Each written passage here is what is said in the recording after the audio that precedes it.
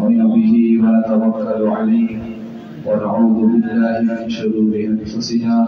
ومن سيئات أعمالنا من يهده الله فلا مضل له ومن يضلله فلا هادي له وأشهد أن لا إله إلا الله وحده لا شريك له وأشهد أن محمدا عبده ورسوله إن الله وملائكته يصلون على النبي يا أيها الذين آمنوا صلوا عليه وسلموا تسليما اللهم صل على محمد وعلى آل محمد كما صليت على إبراهيم وعلى آل إبراهيم إنك حميد مجيد اللهم بارك على محمد وعلى آل محمد كما باركت على إبراهيم وعلى آل إبراهيم إنك حميد مجيد رب اشرح لي صدري ويسر لي أمري واحلل عقدة من لساني يفقهوا قولي واجعل لي وزيرا من أهلي أما بعد فأعوذ بالله السميع العليم من الشيطان الرجيم بسم الله الرحمن الرحيم يا أيها الناس اتقوا ربكم الذي خلقكم من نفس واحدة وخلق منها زوجها وبث منهما رجالا كثيرا ونساء واتقوا الله الذي تساءلون به والأرحام إن الله كان عليكم رقيبا يا أيها الذين آمنوا اتقوا الله وقولوا قولا سديدا يصلح لكم أعمالكم ويغفر لكم ذنوبكم ومن يطع الله ورسوله فقد فاز فوزا عظيما أما بعد فإن خير الحديث كتاب الله وخير الهدي هدي محمد صلى الله عليه وآله وسلم وشر الأمور محدثاتها وكل محدثة بدعة وكل بدعة ضلالة وكل ضلالة في النار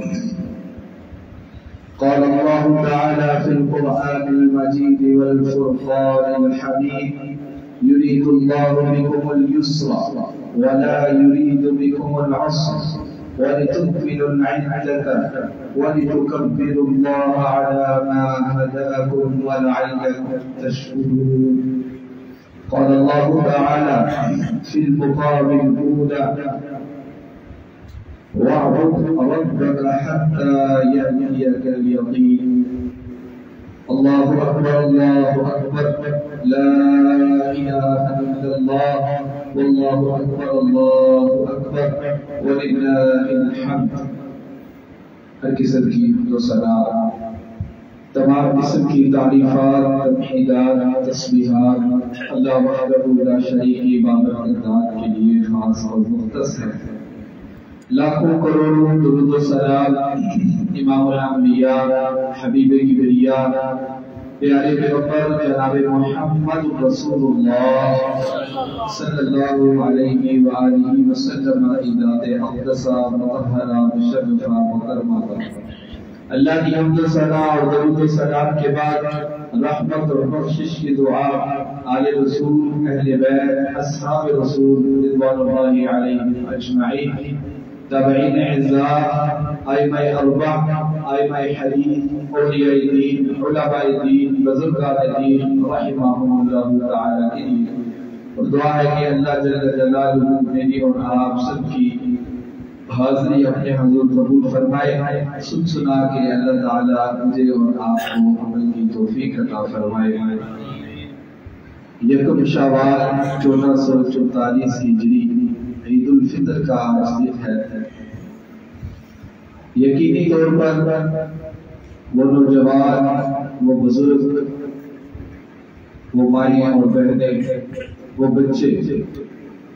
حقیقی طور پر مبارک کے مستحق ہے جنہوں نے رمضان المبارک کے مقدس و مطہر مہینے میں رمضان المبارک کے روزے رکھے مبارک کے مستحق ہیں وہ احباب جنہوں نے رمضان المبارک کے مقدس مہینے میں رات کا قیام کیا. مبارک کے مستحق ہیں وہ احباب جنہوں نے ماہ مبارک کے اندر، ماہ مقدس کے اندر لیلۃ القدر کو تلاش کرنے کی کوشش کی. رحمت کائنات پیارے پیغمبر جناب محمد رسول اللہ صلی اللہ علیہ وسلم نے ایک حدیث مبارکہ ہمیں سنا کر اس چیز کا درس دیا ہے کہ بالخصوص عبادات کے اندر اللہ تعالیٰ اسی عبادت کو پسند کرتے ہیں جو مستقل کی جاتی ہے. میں اگر کچھ دن نماز پڑھتا ہوں یہ اچھی بات ہے، اللہ تعالیٰ نے مجھے توفیق دی اور میں نے پڑھی، لیکن پھر راہ ہدایت سے ہٹ جانا، ہدایت بھی اللہ کے ہاتھ میں، لیکن اگر ہم کوشش ہی نہ کریں راہ ہدایت کی طرف آنے کی اور اللہ سے یہ دعا ہی نہ کریں کہ اللہ مجھے ہدایت عطا فرما اور دنیا کی رنگینیوں کے اندر میں مصروف رہ کر اپنی زندگی کو بسر کروں، تو اللہ تعالیٰ پھر ایسے لوگوں کی عبادات کو اپنے نزدیک محبوب نہیں سمجھتے جو چند بھی عبادت کریں اور بعد میں اللہ کی عبادت اور ریاضت کو چھوڑ دیں. وَلَا تَكُونُوا كَالَّتِي نَقَضَتْ غَزْلَهَا مِنْ بَعْدِ قُوَّةٍ أَنْكَاثًا. یہ اللہ نے قرآن کے اندر اس چیز کا درس دیا کہ ان عورتوں کی طرح نہ ہو جائیں جو اپنا ایک لباس تیار کرے. آپ پہلے دیکھتے ہوں گے، ہمارے اس دین سے اچھی طرح بخوبی واقف ہے کہ پہلے ہماری خواتین، ہماری مائیں اور بہنیں، ہماری جنسیاں، ہمارے سویٹر اپنے گھروں کے اندر بنایا کرتی ہیں، اور اللہ نے مثال دے کر بات کو سمجھایا کہ انسان اپنے ہاتھ سے ایک چیز کو بنائے اور پھر یکدم وہ سارے کا سارا دھاگا کھول دے، جس سے وہ ساری کی ساری جنسی، سویٹر یا ٹوپی بنائی ہے وہ ختم ہو جائے. تو اس چیز سے مفسرین نے لکھا ہے کہ اگر انسان کچھ دن عبادت کرتا ہے اور پھر برائی کے کاموں میں لگ جاتا ہے، نماز پڑھتا تھا پھر چھوڑ دی، روزے رکھتا تھا پھر چھوڑ دیے، قرآن پڑھتا تھا پھر قرآن کو چھوڑ دیا، توبہ استغفار کرتا تھا پھر اس کو چھوڑ دیا، اللہ کا ذکر کرتا تھا پھر اللہ کے ذکر کو چھوڑ دیا. اللہ فرما رہے ہیں کہ نیکی کے بعد دوبارہ برائی کی طرف اگر کوئی انسان آتا ہے تو اللہ کے ہاں وہ نیکیاں بھی محبوب نہیں ہوتی. جس طرح وہ کپڑا ختم ہو جاتا ہے اللہ تعالیٰ پھر ایسے نیکیوں کا بھی خاتمہ کرتا ہے. تو اس لیے پہلا پیغام یہ ہے، میں نے اور آپ نے یہ جو 35 کا مہینہ گزارا ہے جس کے اندر میری اور آپ کی ٹیوننگ ہوئی ہے، میں نے اور آپ نے اپنے آپ کو تبدیل کرنے کی کوشش کی ہے، ہم راہ ہدایت کے قریب آئے ہیں، ہم اللہ کے آگے جھکے ہیں، ہم نے روزے رکھے ہیں، رات کا قیام کیا ہے، تو ہم اس کا اب دوام اختیار کریں گے، نہ کہ ہم نماز، روزہ اور تلاوت کو چھوڑ دیں. اگر ہم کرتے رہیں گے تو اللہ تعالیٰ نے تو کہا وَاعْبُدْ رَبَّكَ حَتَّى يَأْتِيَكَ الْيَقِينُ. اللہ کی عبادت اس وقت تک کرتے رہنا ہے جب تک انسان کو موت نہیں آ جائے. اور میری اور آپ کی تخلیق کا تو مقصد ہی ہے وَمَا خَلَقْتُ الْجِنَّ وَالْإِنسَ إِلَّا لِيَعْبُدُونِ. کہ اللہ تعالیٰ نے جن و انس کو پیدا ہی اس لیے کیا ہے کہ وہ اللہ کی عبادت کریں. تو اس لیے میرے عزیزوں، میرے بزرگوں، میرے نوجوان ساتھیوں، میری ماں اور بہنوں، اگر ہم نے رمضان کے مقدس و مطہر و مشرف مہینے کے اندر اپنے آپ کو تبدیل کیا ہے تو ہم نے اس پر قائم رہنا ہے اور اللہ سے یہ دعا 6 ماہ کرتے رہنا ہے کہ اللہ جو ہم تیری رضا کے لیے عبادت کرتے رہے ہیں انہیں اپنے حضور قبول فرما کر ہماری نجات کا ذریعہ بنا. ہمارے جو علماء گزرے ہیں ان کی یہ روٹین ہوا کرتی تھی، رمضان کے مقدس مہینے سے جو 6 ماہ پہلے ہوتے تھے وہ یہ دعا کرتے رہے اللہ ہماری زندگی کے اندر رمضان آ جائے. پھر جب رمضان آ جاتا تو اس کے اندر وہ خوب عبادت کرتے، رمضان کے ختم ہونے پر پھر جو اگلے 6 ماہ ہوتے تھے اس میں ان کی یہی دعائیں ہوتی تھی، اے اللہ وہ روزے رکھے ہیں، وہ رات کا قیام کیا ہے، وہ ذکر اذکار کیے ہیں، وہ توبہ استغفار کیا ہے، وہ قرآن کی تلاوت کی ہے، اسے اپنے حضور قبول فرما.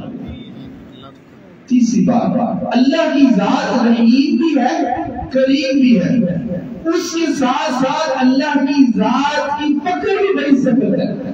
دو مثالیں دے کر بات کو سمجھاؤں. پہلی بات، انسان نیکیوں کے کام کرتا ہے، ہمیں ظاہری طور پر لگتا ہے کہ یہ نیک انسان ہے، نماز پڑھتا ہوں میں، روزے میں نے رکھے ہیں، حج اور عمرہ میں کر لوں، اس کے بعد لوگوں کے ذہن میں یہی بات ہوگی کہ یہ بندہ نیک. میں پہلی صف کے اندر نماز پڑھتا ہوں، میں قدم کے ساتھ قدم ملا کر کوشش کرتا ہوں کہ تکبیر اولیٰ کے ساتھ نماز پڑھوں، تو لوگوں کا نظریہ بن جائے گا کہ یہ بندہ نیک ہے.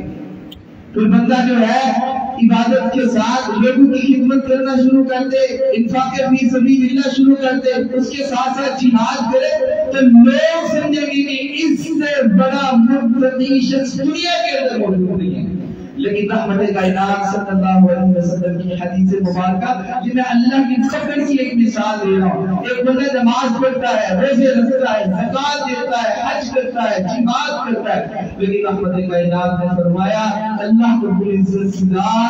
کچھ ایسے لوگوں کو جہنم کے اندر سب سے پہلے داخل کرے گا. وہ نماز پڑھنے والا نمازی، وہ جہاد کرنے والا، وہ قرآن کی تلاوت کرنے والا، وہ اللہ کی راہ میں خرچ کرنے والا، جس کا مقصد اللہ کی خوشنودی نہیں تھا، جس کا مقصد اللہ کی رضا کو حاصل کرنا نہیں تھا، اللہ رب العزت کی ذات ایسے لوگوں کو سب سے پہلے جہنم کے اندر ڈالے گا. پھر رحمت کائنات صلی اللہ علیہ وسلم کی حدیث، اللہ رحیم کتنے ہیں، اللہ کریم کتنے ہیں. اللہ اکبر. ایک عورت جو ساری زندگی گناہوں کے کام کرتی رہی، ساری زندگی وہ اپنے جسم کی نمائش کرواتی رہی، وہ ساری زندگی اپنے وجود کے ذریعے لوگوں کو خوش کرتی رہی، لیکن جب اللہ کی محبت دل میں بیٹھی، اس نے ایک کتے کو پانی پلایا، اللہ کی رحمت نے جوش ماری، اور اللہ تعالیٰ نے کہا کہ اللہ نے اس کے گزشتہ سارے گناہوں کو معاف کر دیا.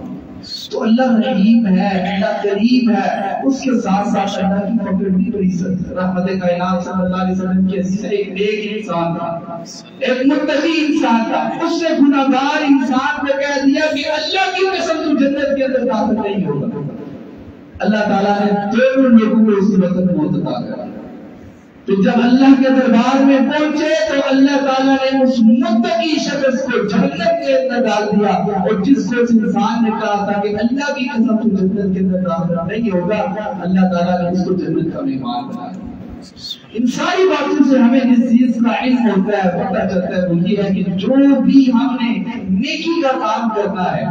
جو بھی ہم نے اللہ کی رضا کے لیے عبادت کے اندر، انفاق فی سبیل اللہ کے اندر، جہاد کے معاملے میں، اس کے اندر اللہ کی رضا شامل ہونی چاہیے، پھر وہ عمل اللہ کے ہاں قابل قبول ہوگا. دوسرا، کبھی بھی اپنی عبادت پر غرور اور تکبر نہیں کرنا چاہیے. میں نے رمضان میں روزے رکھے، رات کو قیام کیا، میں نے اللہ کا ذکر کیا، تو اللہ سے یہی دعا کرنی ہے، اللہ تو اپنی رحمت کے ساتھ، اپنے کرم کے ساتھ، اپنے فضل کے ساتھ میرے ان اعمال کو اپنے حضور قبول فرما کر میری نجات کا ذریعہ بنا لینا. عبادت سے زیادہ اہم اللہ کی رحمت ہے. اگر اللہ کی رحمت نہیں ہوگی تو ہماری عبادت بھی کچھ کام ہمارے نہیں آ سکتے. اس لیے ایک تو ہم نے اپنے دل کو غرور اور تکبر سے پاک کر کے اپنے دل کے اندر اخلاص کو شامل کرنا ہے. جب ہمارے دل کے اندر اخلاص شامل ہو جائے گا، پھر اللہ تعالیٰ ہماری ہر عبادت کے اندر وہ لذت، وہ سکون عطا فرمائیں گے جو اللہ تعالیٰ نے فرمایا قد افلح المؤمنون الذین هم فی صلاتهم خاشعون. ان کے دل جب ڈر جاتے ہیں، جب انسان کا دل اللہ کے ساتھ مخلص ہو جاتا ہے، پھر اللہ تعالیٰ دلوں کو سکون عطا فرماتے ہیں. انسان کھڑا ہو کے قیام کرے، سجدے کے اندر جائے، تو راحت حقیقی طور پر انسان کو ملتی ہے. اور اس کے لیے جو ضروری اور اہم چیز ہے وہ یہ کہ ہمارے دلوں کے اندر اخلاص آتے ہیں. چوتھی بات، اپنے دلوں کو پاک اور صاف کریں. جہاں پہ ہم اخلاص کو لاتے ہیں وہاں پہ اپنے دل کو حسد، بغض اور کینہ سے پاک کرنا بھی ضروری ہے. میں تقریباً ہر خطبہ عید کے اندر اس چیز کا تذکرہ کرتا ہوں. آج صبح میں اٹھا، آپ اٹھے، آپ نے نہایا، میں نے نہایا، میں نے نئے لباس کو پہنا، کس لیے کہ میں ظاہری طور پر خوبصورت ہو جاؤں. لوگ مجھے دیکھے تو کہیں کہ اچھے لباس کو زیورت کر کے آئے، خوشبو میں نے اور آپ نے لگائی. تو اس کے ساتھ ساتھ جو ہمارا دل ہے ہم نے اس کو بھی صاف کرنا ہے. میں ظاہری طور پر پاک اور صاف ہو جاؤں، لیکن میرے دل کے اندر اپنے بھائیوں کے بارے میں، اپنے رشتہ داروں کے بارے میں، اپنے عزیزوں کے بارے میں، اپنے حلقۂ احباب کے بارے میں حسد موجود ہو، یا میں ان کی قیمتیں بیان کرتا ہوں، یا بغض کے ساتھ میرا دل بھرا ہوا ہو، تو پھر ایسے ظاہری خوبصورتی کو اللہ کو ضرورت نہیں ہے اس چیز۔ رحمت کائنات صلی اللہ علیہ وسلم نے فرمایا اللہ رب العزت کی ذات نہ ہمارے لباس کو دیکھتے ہیں، نہ ہمارے مال کو دیکھتے ہیں، نہ ہماری ظاہری بناوٹ کو دیکھتے ہیں، اللہ کی نظر ہوتی ہے تو ہمارے دل پر ہوتی ہے۔ جس کا دل پاک اور صاف ہوگا وہ اللہ کا محبوب ہوگا، جس کا دل پاک اور صاف نہیں ہوگا وہ اللہ کے ہاں بھی اچھا انسان نہیں ہوگا۔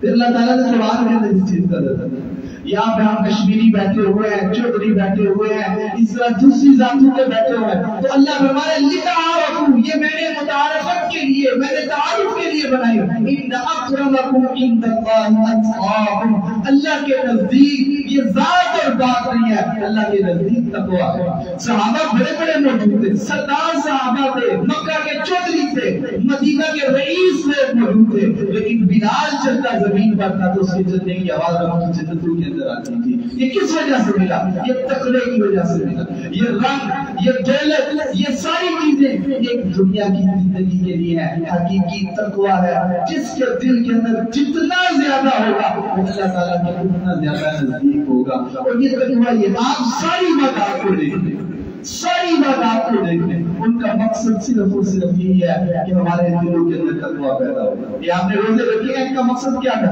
یا ایھا الذین آمنوا کتب علیکم الصیام کما کتب علی الذین من قبلکم لعلکم تتقون، کہ ہمارے دلوں کے اندر تقویٰ پیدا ہو جائے، اللہ کا ڈر پیدا ہو جائے۔ جب اللہ کا ڈر انسان کے دل کے اندر پیدا ہو جاتا ہے پھر انسان اپنے دل کو غرور، تکبر، حسد اور بغض سے پاک و صاف کر لیتا ہے۔ تو اس لیے ہم نے اپنے دل کو پاک اور صاف رکھ کر اپنی زندگی کو گزارنا ہے، پھر اللہ تعالیٰ اپنا کرم اور فضل فرمائیں گے، اللہ اپنی رحمت فرمائیں گے، اللہ جو ہے اپنی رحمتوں کے ساتھ ہمیں ہر لحاظ سے کرواتا۔ آخری بات ہے،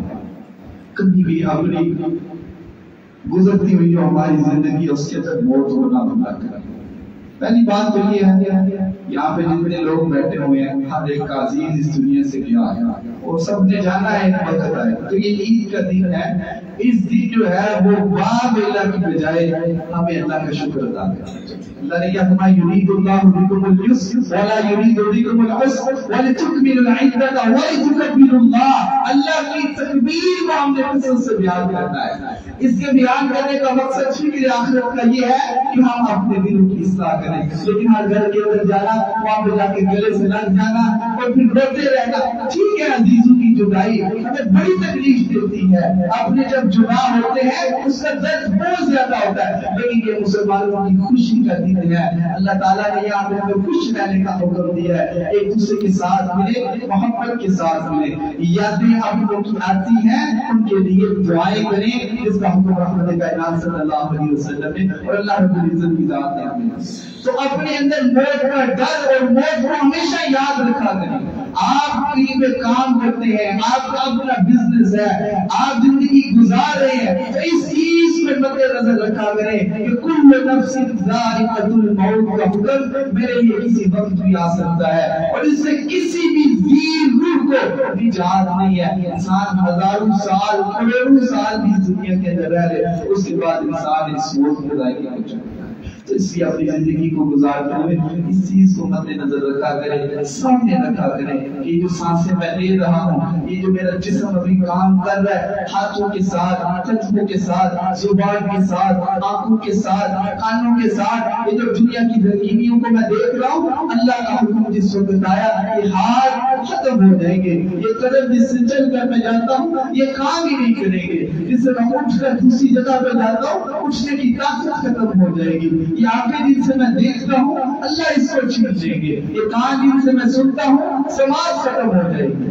اس سے میرے عزیزوں اللہ تعالیٰ کے ڈر کے ساتھ موت کو یاد رکھتے ہوئے جب ہم اپنی زندگی کو بسر کریں گے پھر اللہ ہمیں توفیق عطا فرمائیں گے نمازوں کی، اللہ ہمیں توفیق عطا فرمائیں گے ذکر کی، اللہ ہمیں توفیق عطا فرمائیں گے استغفار کی اللہ ہمیں توفیق عطا فرمائیں گے اب کے سامنے سجدہ ریز ہونے کی. آخر پر رحمت کائنات صلی اللہ علیہ وسلم کی حدیث ہے. آپ صلی اللہ علیہ وسلم نے فرمایا کہ انسان بلکہ نبی کریم صلی اللہ علیہ وسلم نے فرمایا کہ عید الفطر کے لیے اپنی ان خواتین کو بھی جو ہے عید کی اجتماعات کے اندر لے کر آئے جنہوں نے نماز کو نہیں پڑھنا ہوتا. وہ نماز سے پہلے جو ہے وہ علیحدہ ہو کر بیٹھے اور بعد میں مسلمانوں کی دعاؤں میں شامل ہو جائیں. یہ رحمت کائنات صلی اللہ علیہ وسلم کی سنت ہے اور آپ صلی اللہ علیہ وسلم کا عمل ہے. ایک اعلان ہے, آپ جس طرح سمجھ جانتے ہیں اچھے طریقے سے کہ مسجد کا کام جو ہے ہو رہا ہے, تو آپ سب احباب جتنے آج جہاں پہ آئے ہیں سب نے اللہ کے گھر کے ساتھ جو ہے وہ تعاون کر کے جانا ہے. اللہ رب العزت کی ذات جو ہے ہمارے اس کام کو اپنے حضور قبول فرما کے ہمارے لیے نجات کا ذریعہ بنائے. یہ جو ہم یہاں پہ اللہ کے گھر کو تعمیر کریں گے اللہ انشاءاللہ ہمارے گھر جنت کے اندر بنائیں گے. اب ہم سب مل کر انشاءاللہ دعا کریں گے, اللہ تعالیٰ کے ساتھ یہ پکار اور صدا رکھیں گے کہ اللہ جو ہم نے عبادات پوری کی ہیں اللہ ہماری ان عبادات کو اپنے حضور قبول فرمانا اور ہمارے لیے نجات کا ذریعہ بنانا.